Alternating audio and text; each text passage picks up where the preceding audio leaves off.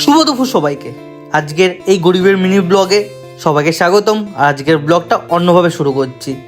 আমি রেডি হয়ে গেছি আর মা এদিকে আমার পা বেঁধে দিচ্ছে। মা তো সবারই হিরো হয়, আমার মাও হিরো। আজকে ঘুরতে যাচ্ছি, কেননা কালকে সারাটা রাত কান্না করেছি, অনেক কষ্ট পেয়েছি। তাই জন্য আমার একটা ভাই আছে, ভাইকে বললাম চল ভাই ঘুরে আসি। ও কাজ ছুটি করে আসলো।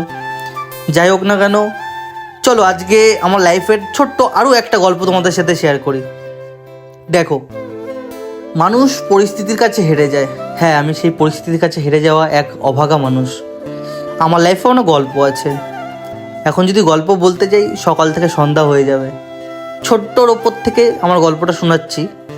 আমার অপারেশন হয়েছিল 6টা, আর 6টা অপারেশনে আমার 21 লাখ টাকা চলে গেছিলো। আমার বাড়ি ছিল একটা নিজস্ব বাড়ি, আমার বাবার লাস্ট রেখে যাওয়া স্মৃতি। ওটা বিক্রি করে নিজে আমি ট্রিটমেন্ট হয়েছি। এখন ডক্টর বলেছে 2টো অপারেশন করতে হবে, 12 লাখ টাকা দরকার। মিডিল ক্লাস ফ্যামিলি থেকে বিলং করি, কাজ করার মতন আমি ছিলাম, বাবা যাওয়ার পরে কাজ করার মতন কেউ ছিল না। এখন এর দুয়ারে ঘুরে বেড়াই, ওর দুয়ারে ঘুরে বেড়াই, সবার কাছে হেল্প চাই, কেউ হেল্প করে না। জাস্ট 12 লাখ টাকার জন্য আজকে আমি অপারেশন হতে পারছি না। অনেকেই দেখে ভাববে যে ভিডিও করছি, খুশি আছি। আমি না খুশিতে নেই। এমনও দিন যায় যে একবেলা খাওয়ার জোটে, একবেলা খাওয়ার জোটে না।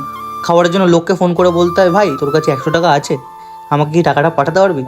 যদি সেই ছেলেটাও 100 টাকা পাঠায় তাহলে আমার বাড়িতে বাজার হয়, তাছাড়া হয় না। খুব কষ্টে আমার জীবন চলছে, তাও নিজেকে সান্ত্বনা দিয়ে রেখেছি যদি কোনোদিন কিছু করতে পারি। আমার মা অনেক কান্না করে, আমি কান্না দেখে আর নিজেকে সহ্য করতে পারি না, অনেক ভেঙে যাই। যাই হোক না কেন, আজকের ব্লগটা এইটুকুই। ভালো লাগলে like, comment, share and follow করে দিও।